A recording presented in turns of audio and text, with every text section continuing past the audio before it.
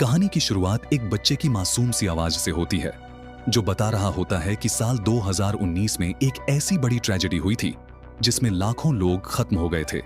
जानवर अपने घरों से बेघर हो गए, पूरा माहौल जैसे पलट गया था। हवा, मौसम, सब कुछ बदल चुका था। इंसानों ने भी समझ लिया था कि अब अगर साथ नहीं रहे तो शायद इंसानियत ही मिट जाएगी। इसी डर और हालात को देखते हुए दुनिया के बड़े बड़े लोग एक साथ बैठे और फैसला किया कि अब इस हालात से लड़ने के लिए एक स्पेशल टीम बनाई जाएगी, साइंटिस्ट्स की, टेक्निकल लोगों की। और इस टीम का लीडर था जैक। मीटिंग में डिसाइड हुआ कि धरती पर जो भी मौसम की गड़बड़ियां चल रही हैं, जो भी आने वाले तूफान, बर्फीले तूफान, गर्म हवाएं, भूकंप जैसी चीजें हैं, उन्हें पहले से पकड़कर खत्म किया जाएगा ताकि आने वाले सालों में लोगों की जान बच सके। इसी काम के लिए एक खास सैटेलाइट बनाई गई जिसका नाम रखा गया डच बॉय। इस सैटेलाइट की सबसे खतरनाक बात यह थी कि यह सिर्फ मॉनिटर नहीं करती थी बल्कि पूरा मौसम कंट्रोल भी कर सकती थी। मतलब धरती पर अगर कोई तूफान आने वाला है तो यह उसे आने से पहले ही खत्म कर देगी। इसके बाद दुनिया में कोई भी एक्सट्रीम वेदर नहीं बचेगा, न तूफान, न बर्फ, न गर्मी, सब कुछ नॉर्मल। सैटेलाइट को लॉन्च किया गया और उसी टाइम शंघाई की तरफ एक बड़ा सा बवंडर बन रहा था। डच बॉय ने उसे पूरी तरह कंट्रोल करके खत्म कर दिया। दुनिया ने चैन की सांस ली, पर यूएस कमेटी जैक से भड़क गई क्योंकि उसने ये सैटेलाइट उनकी इजाजत के बिना ऑनलाइन कर दी थी। इसी वजह से सरकार जैक से नाराज हो गई और उसके पास सैटेलाइट के राइट्स मांगने लगी। जैक इस सैटेलाइट का क्रिएटर था, वही इसका बाप था, लेकिन कमेटी इसको दुनिया भर में बेचकर पैसे कमाना चाहती थी। जैक ने मना कर दिया और उसे प्रोजेक्ट से बाहर निकाल दिया गया। इससे जैक टूट जाता है। फिर पता चलता है कि 3 साल तक धरती पर कोई डिजास्टर नहीं आया, लेकिन तीसरे साल अफगानिस्तान के रेगिस्तान में कुछ अजीब हुआ। वहां तो वैसे ही बहुत गर्मी रहती है, लेकिन इस बार टेम्परेचर इतना बढ़ गया कि लोग झुलसने लगे। ये एक बड़ी टेक्निकल प्रॉब्लम थी और कमेटी की मीटिंग में सब पर दबाव था कि इसका हल निकालो। पर डच बॉय में एक ऐसा फंक्शन भी था जो किसी को नहीं पता था, एक छुपा हुआ फीचर जिसे जैक के अलावा कोई नहीं समझ सकता था। जैक का भाई कहता है कि वो जैक को वापस मना ले आएगा। वह जैक के पास जाता है। जैक पहले मना करता है, कहता है कि उसने बहुत सहा है, लेकिन उसका भाई समझाता है कि दुनिया को आज भी उसी की जरूरत है। अगर कोई डच बॉय को समझ सकता है तो वो सिर्फ जैक ही है। आखिरकार जैक मान जाता है और टीम के साथ वापस काम करने का फैसला करता है। डच बॉय सिर्फ एक सैटेलाइट नहीं था, ये एक पूरे नेटवर्क जैसा था। एक बड़ा सा मुख्य सैटेलाइट और उसके साथ जुड़े हजारों छोटे सैटेलाइट जो अलग अलग मुल्कों को कवर करते थे। जैक और उसकी टीम यह जानना चाह रही थी कि आखिर गलती है कहां। तभी एक साइंटिस्ट गलती से एक बटन दबा देता है और उसकी पॉड खुद ब खुद स्पेस में लॉन्च हो जाती है। वह आदमी वहीं मारा जाता है। उधर हांगकांग की हालत और भी खराब दिखती है। गर्मी इतनी ज्यादा थी कि एक आदमी सड़क पर अंडा लेकर उसे गिराता है और बस गिरते ही वो फ्राई हो जाता है। इतनी भयानक गर्मी कि जमीन के नीचे से आग निकल रही है, लोग सड़क पर मर रहे हैं। उस आदमी ने सैटेलाइट का डेटा देख लिया था और उसे समझ आया कि किसी ने डच बॉय को हैक कर दिया है। अगर इसे अभी ना रोका गया तो दुनिया में ऐसे ही डिजास्टर्स आते रहेंगे और आखिर में आएगा जियोस्टॉर्म, एक ऐसा तूफान जिसके बारे में साइंस बुक्स में लिखा है कि अगर ये कभी आया तो पूरी धरती खत्म हो जाएगी। उधर हांगकांग वाला आदमी जिसने ये बात जैक के भाई को बताई थी, उसके ऑफिस में कुछ लोग आते हैं, हमला करते हैं और उसका सारा डेटा चुरा ले जाते हैं। यानी हैकर लोग सब कवर कर चुके थे। अब जैक अपने घर परिवार को छोड़कर फिर से यूएस कमेटी के सामने खड़ा होता है, वही कमेटी जिसने उसे बाहर निकाला था। बॉस उसे बताता है कि सैटेलाइट पर काम करते हुए एक आदमी मारा गया, उसकी मौत की वजह पता लगानी होगी। साथ ही अफगानिस्तान और हांगकांग में जो हो रहा है उसका सच भी निकालना होगा। जैक सब समझ जाता है और तुरंत काम पर लग जाता है। वह एक एक देश के सैटेलाइट चेक करता है, सब ठीक लगते हैं, लेकिन मेन सैटेलाइट को कोई जानबूझकर ऐसे कंट्रोल कर रहा है कि अफगानिस्तान में अचानक कड़कड़ाती ठंड बढ़ जाए और हांगकांग में पागलों वाली गर्मी। लेकिन अभी तक उसे समझ नहीं आ रहा था कि ये खेल कौन खेल रहा है।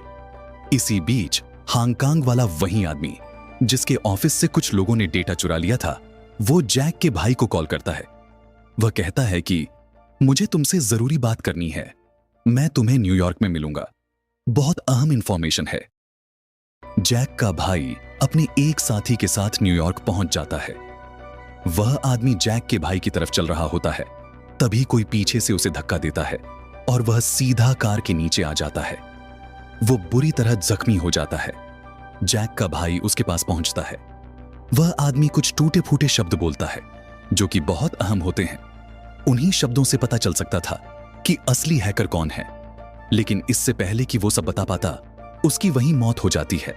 उधर दूसरी तरफ जैक अपनी टीम के साथ सैटेलाइट सिस्टम ठीक करने में लगा होता है, लेकिन उसको कुछ भी हथेली की तरह साफ नहीं दिख रहा था। तभी उसे एक बात याद आती है। पिछली बार जब अफगानिस्तान की सैटेलाइट को रिपेयर किया जा रहा था, तो एक साइंटिस्ट ने उसका डेटा हार्ड ड्राइव में कॉपी किया था, लेकिन एक हादसे में वो स्पेस में उछाल दिया गया था और वहीं मर गया था। जैक उस ड्राइव को स्पेस से रिकवर कर लेता है और अब उसके पास हार्ड डिस्क मौजूद है। डेटा स्कैन करने पर उसे पता चलता है कि उनके सबसे बड़े सैटेलाइट टच बॉय के मैन कंट्रोल टच वॉच के अंदर किसी ने वायरस डाल दिया है।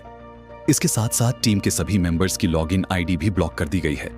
यह कोई छोटा मोटा वायरस नहीं था। यह जानबूझकर सैटेलाइट को ऐसी कमांड दे रहा था जिससे दुनिया के अलग अलग इलाकों का टेम्परेचर या तो बहुत ज्यादा बढ़ रहा था या पूरी तरह गिर रहा था। इसी वजह से हांगकांग और अफगानिस्तान में वह सब हुआ। अब जैक को अमेरिका के प्रेसिडेंट पर शक होने लगता है। वह अपने भाई से मिलता है और कहता है, मुझे लगता है इस सब के पीछे यूएस प्रेसिडेंट हैं। वह चाहते हैं कि उनका मुल्क सबसे ताकतवर बन जाए। डच बॉय को हथियार की तरह इस्तेमाल करके वह दूसरे देशों को कमजोर कर रहे हैं, तबाह कर रहे हैं, और आखिर में बचेंगे सिर्फ वही लोग जो उनके आगे सर झुकाएंगे। यानी वह दुनिया पर कब्जा करने का खेल खेल रहा है। जैक का भाई पहले उसकी बात से कन्विंस नहीं होता, लेकिन कहता है कि वह इसकी तह तक जरूर जाएगा। इसके बाद वह एक हैकर से मिलता है। हैकर जो इंफॉर्मेशन उसे देता है, उसे पढ़कर जैक का भाई एक दंग रह जाता है। असल में ये प्रेसिडेंट नहीं थे, बल्कि जैक का ही सीनियर, वही बड़ा आदमी जिसने सैटेलाइट को हथियार बना दिया था। वह धीरे धीरे पूरी दुनिया को डिजास्टर में धकेलकर सिर्फ चुनिंदा देशों को खतरे से बाहर रखना चाहता था। यह पूरा खेल पॉलिटिक्स का था। इसी दौरान जैक को सैटेलाइट से एक नोटिफिकेशन मिलता है। उसे पता चलता है कि उनकी मास्टर सैटेलाइट O61 डिपॉजिट अब किसी भी सैटेलाइट को कंट्रोल नहीं कर रही।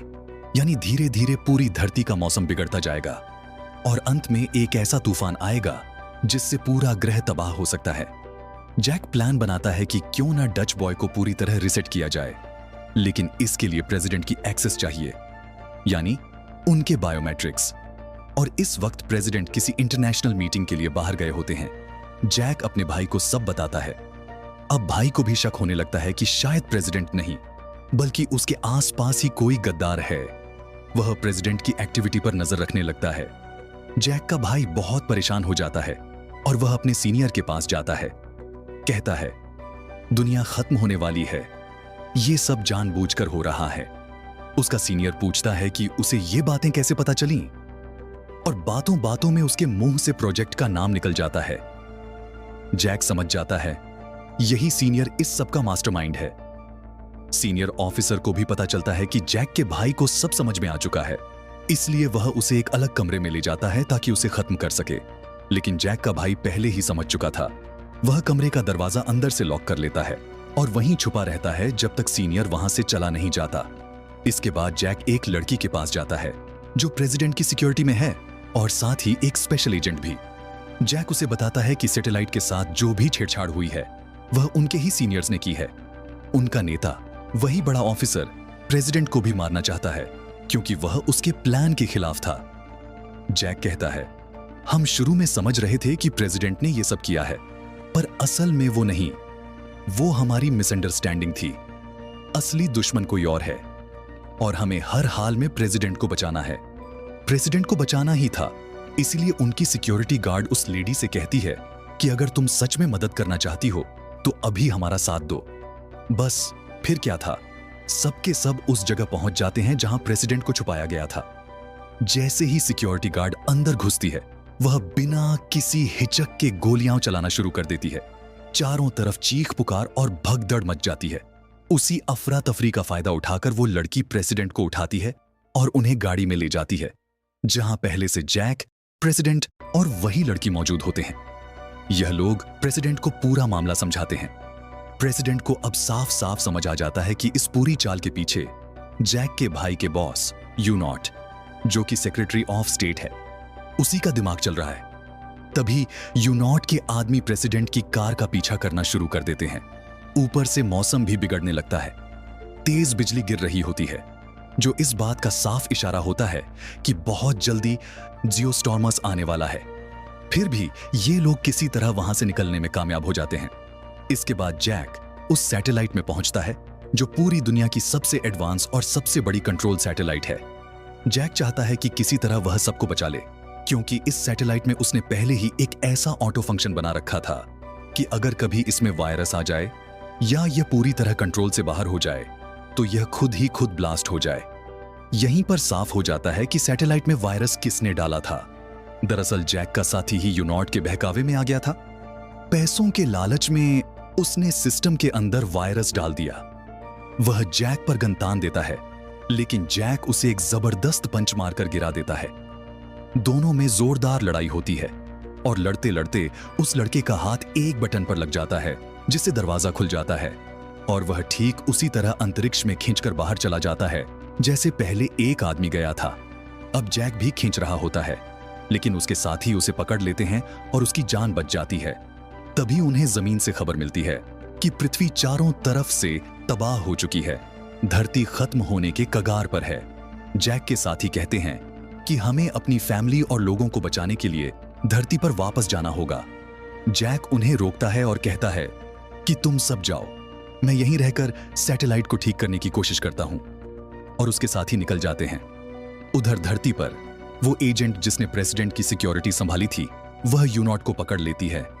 उसी ने यह पूरा वायरस वाला खेल रचा था। प्रेसिडेंट उससे पूछते हैं, तुमने ऐसा क्यों किया? यूनॉट कहता है, लियोनार्डो मेरा खास आदमी था और मैं खुद प्रेसिडेंट बनना चाहता था। प्रेसिडेंट गुस्से में कहते हैं कि इसे मेरी नजरों से दूर ले जाओ और यूनॉट को गिरफ्तार कर लिया जाता है। इसके बाद प्रेसिडेंट को उस जगह ले जाया जाता है जहां सैटेलाइट का पूरा कंट्रोल सिस्टम रखा होता है। जैक ने पहले ही सैटेलाइट में एक ऐसा सिस्टम लगा रखा था कि अगर कभी यह किसी भी खतरे में आए तो यह खुद को ब्लास्ट कर दे, और अब यह उसी मोड में जा चुकी होती है। बस अगले कुछ मिनटों में जियो स्टॉर्म शुरू होने वाला था, इसलिए हर कोई जल्द से जल्द उस जगह से बाहर निकल जाता है। धरती पर तूफान शुरू हो जाते हैं और जैक अब भी सैटेलाइट के अंदर फंसा होता है। वह किसी तरह सैटेलाइट से बाहर निकलता है और उसके निकलते ही सैटेलाइट ब्लास्ट हो जाती है। जैक और उसके साथी सुरक्षित तरीके से धरती पर लैंड कर जाते हैं। सैटेलाइट के उड़ने से सारे तूफान धीरे धीरे रुक जाते हैं, क्योंकि असली समस्या उसी मशीन की वजह से हो रही थी। 6 महीने बाद दिखाया जाता है कि जैक को फिर से उसका पूरा सम्मान और पुरानी पोजीशन वापस मिल चुकी है। वह फिर उसी तरह हेड इंजीनियर बन चुका है और अब यह पूरा प्रोजेक्ट किसी एक देश के हाथ में नहीं, बल्कि एक इंटरनेशनल कमेटी कंट्रोल करती है। जो लोग पहले जैक के खिलाफ थे, अब वही उसके साथ खड़े दिखाई देते हैं। जैक का किरदार हमें एक बात बहुत साफ सिखाता है कि अगर इंसान के अंदर धैर्य, ईमानदारी और अपने काम के प्रति सच्चा लगावन हो, तो दुनिया की कोई ताकत उसे रोक नहीं सकती। ऐसे लोग सिर्फ अपनी जिंदगी में ही नहीं, बल्कि पूरी इंसानियत के लिए भलाई का काम करते हैं।